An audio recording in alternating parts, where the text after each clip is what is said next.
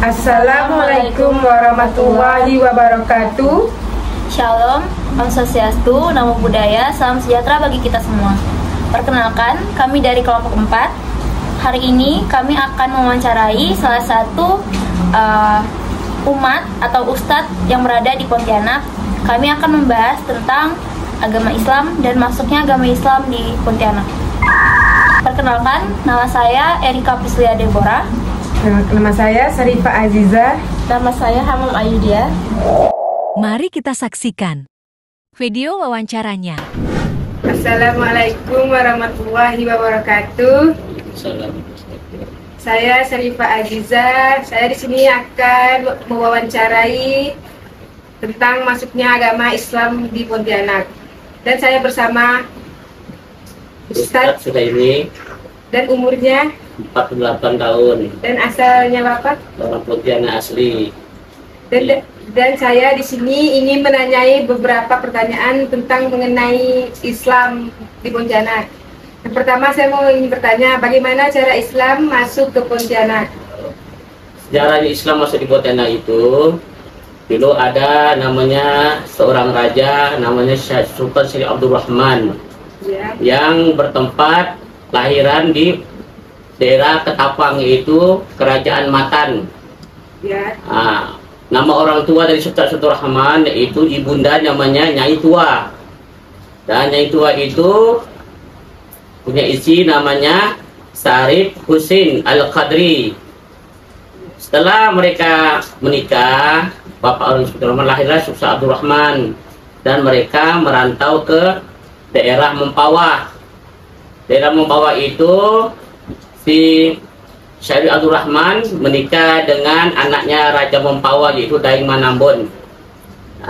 Dalam nikah di Daeng Manambon itu menikahi seorang putri bernama Putri Chandramidi. Makanya ada jalan di Kota Baru itu ada sebutan Jalan Chandramidi, itu nama istri Syarif Abdul Rahman itu, Jalan Putri Chandramidi itu. Itu nama sejarah itu. Jadi orang tahu siapa Putri Chandramidi. Chandramidi itu sejarahnya, dia itu adalah istri daripada Sultan Syekh Abdul Rahman. Jadi ketika itu juga Sultan Abdul Rahman ini ingin mau menyebarkan satu kerajaan. Setelah Mempawah mau buat kerajaan baru, singgahlah di Batu Layang. 5 hari 5 malam itu berlayarnya tuh, 5 hari 5 malam. Maka terkenal dengan Lancang Kuning. 5 hari 5 malam itu Lancang Kuning membawa 14 kapal. Singgahlah di situ, tapi sebelum singgah situ ternyata di Batu Layang itu banyak perompak atau bajak laut. Ditembaklah meriam di situ. Sehingga berlarilah si perompaknya atau bajak laut nih. Sekedar lari udah bersih, udah tak ada orang perompak, tak ada bajak lautnya, bawalah singgah di Batu Layang itu.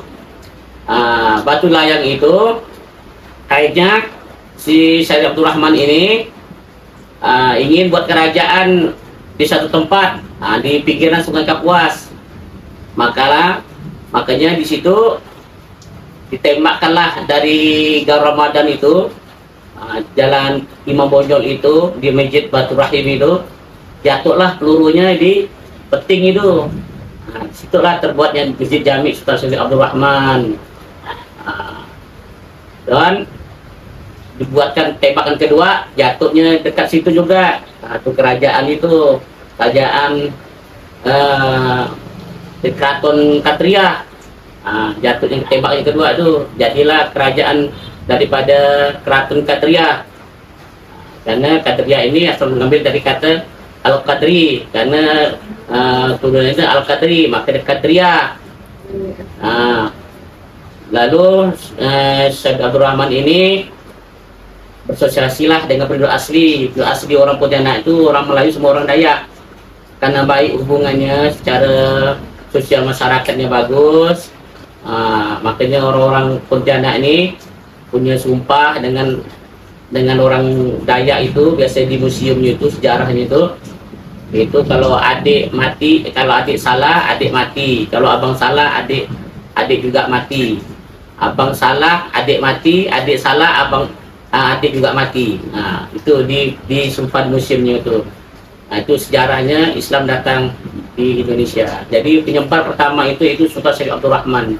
Oke. Sip.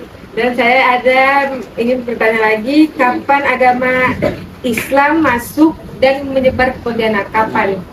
Islam masuk ke Pontianak itu kurang lebih tahun 1723 Oktober 1771 Masehi, atau bertepatan tanggal kalender Islam itu 14 Rajab 1185 Hijriah. Nah, itu tahun daripada masuknya Islam ke Pontianak. Makanya kalau kita tanggal 23 Oktober itu memperingati hari jadinya kota Pontianak. Dan saya ingin bertanya, siapa yang berperan dalam menyebarkan agama Islam di Pontianak? Yang berperan penting, yang sangat berperan itu itulah raja kita dulu, Sultan Syarif Abdul Rahman. Karena beliaulah membawa daripada kerajaan daripada kerajaan ini, membuat kerajaan sekaligus berdakwah, selain berdagang juga berdakwah. Nah, untuk menyebar berperan penting itu beliau banyak yang silanya berperan dalam penyebaran dari agama Islam di Pontianak ini. Kerajaan Islam itu sebenarnya sebelum itu juga banyak kerajaan Matan yang di Mempawah, kerajaan di Tayan, terus kerajaan Sambas. Nah, itu kerajaan Islam semuanya itu. Nah, mereka alhamdulillah kerajaan-kerajaan kecil yang tetap alhamdulillah bersatu gitu dalam pendidikan, masih rahmi, bahasa berhubungan, bahasa juga sosial, saling berturahmi, karena mereka ada hubungan soal penyebarannya. Tapi yang untuk Pontianak ini khususnya itu yang berperan penting itu Sultan Syarif Abdul Rahman Al-Qadri. Oke. Terus saya ingin tanya, apa yang melatar belakangi perkembangan Islam di Pontianak? Yang melatar belakangi perkembangan Islam di Pontianak ini yaitu karena hubungannya si Sultan Rahman ini bagus dengan masyarakat, dengan Pontianak, orang sama orang Dayak yang asli di sini bagus, akhirnya orang banyak tertarik dengan agama Islam ini karena dari akhlaknya daripada beliau itu bagus juga kan, lembut dan dalam menyebarkan agama Islam. Tata cara Sultan itu menyebarkannya bagus. Ya, bagus, secara tata krama, tata adab, secara sosial masyarakatnya itu bagus. Tidak ada silanya dengan kekerasan, tapi dengan dan kelembutan. Dan saya ingin tanya, siapa pemeluk Islam pertama di Pontianak? Yang pemeluknya? Pemeluk Islam yang pertama jelas Sultan Abdul Rahman juga. Bersama awaknya, pasukannya 14 kapal itu yang pertama-tama itu. Yang pertama memeluknya? Penyebeluk yang bertemu ya itu Raja Daimon Amun. Nah, Daimon Amun itu mertuanya daripada Sultan Syarif Abdul Rahman yang anaknya dinikahi oleh Sultan Rahman, yaitu Richard Ramidi. Pertama meluk itu orang Mempawah. Orang Mempawah pertama meluk dulu. Ya. Dan saya ingin bertanya, apakah persebaran agama Islam bisa diterima langsung oleh masyarakat di Pontianak? Alhamdulillah, kalau agama Islam ini hampir rata-rata 80% bisa diterima. Rata-rata ini orang sini kan orang Melayu. Orang Melayu ini rata-rata 100%. 100% orangnya Islam, agama Islam. Tapi kalau untuk penduduk Pontianak, di keseluruhannya 80% itu rata-rata agama Islam. Bagi daerah timur sana kan, daerah Banjar Selatan, daerah Tembelan, daerah gitu, Tiantan, daerah di sini Kapur itu tiga sebelah sini Kapuas nih. Itu rata-rata Parit Mayor, itu semua kata-kata Islam itu semua tuh. 100% Islam. Tapi kita sebenarnya karena sejarahnya itu tadi itu Sultan Syarif Abdul Rahman yang menyampaikannya. Jadi bersejarah kali lah ya kalau ke timur. Dari arah timur sana. Sejarahnya Islam itu datangnya dari daerah timur. Jadi sampai sekarang itu senternya agama Islam itu ada di daerah timur. Dan bagaimana pengaruh agama Islam saat ini di Pontianak, pengaruhnya? Pengaruhnya alhamdulillah untuk keamanan, kesejahteraan masyarakatnya bagus, bisa berbagi, bisa menjaga keamanan. Jadi tidak ada lagi ribut soal agama, la akhirati tidak ada paksa dalam agama. Alhamdulillah dalam agama ini kerukunannya cukup bagus. Lah jaranglah terjadi, bahkan mungkin tak pernah lah terjadi perang agama. Mungkin agama itu tidak pernah lah. Alhamdulillah saya sampai menjaga kerukunan agamanya sangat bagus sekali. Berarti silaturahminya mungkin menjaga sekali lah kan Islam sama agama lainnya.